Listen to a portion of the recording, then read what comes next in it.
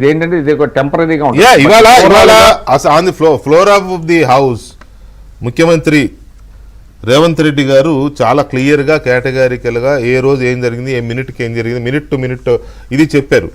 అది చెప్పిన దాని ప్రకారం అల్లు అర్జున్ అనే ఒక యాక్టరు ప్రైమరీగానే బ్లండర్ చేశారు. ఏంటి అంటే మాకు 4వ తారీఖు ఈవెంట్ ఉంది, మాకు సినిమా నటులు ఇంకా సాంకేతిక వర్గం వీళ్ళు వస్తున్నారు సినిమా చూడడానికి ప్రీమియర్ షోకి, మాకు బందోబస్తు కావాలి అని పోలీసులకి థియేటర్ యాజమాన్యం లెటర్ పెట్టుకుంటే 2వ తేదీనే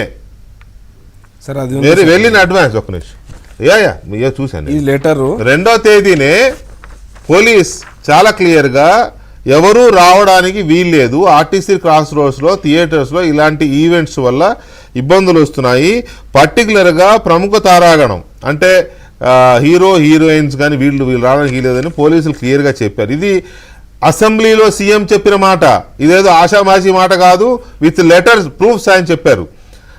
చెబితే అయినా వినకుండా యాజమాన్యం ఈవెంట్ కండక్ట్ చేసింది, హీరో గారు ఈవెంట్కి వెళ్తే ఇది జరిగింది.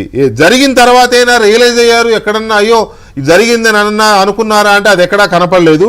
ఎందుకు ఇంత బ్లండర్ చేశారనేది ఒకటి. రెండవది ఇప్పుడు అల్లు అర్జున్ ఏం చెప్పబోతున్నాడు ప్రెస్ మీట్లో అనేది రెండో విషయం.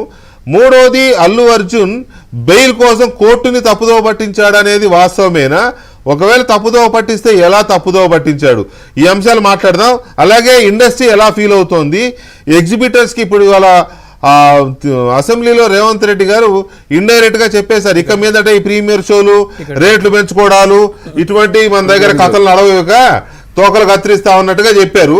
మరి దాని మీద ఇండస్ట్రీ ఎలా ఫీల్ అవుతోంది అనేది కూడా మాట్లాడదామండి ఒక చిన్న బ్రేక్ తర్వాత.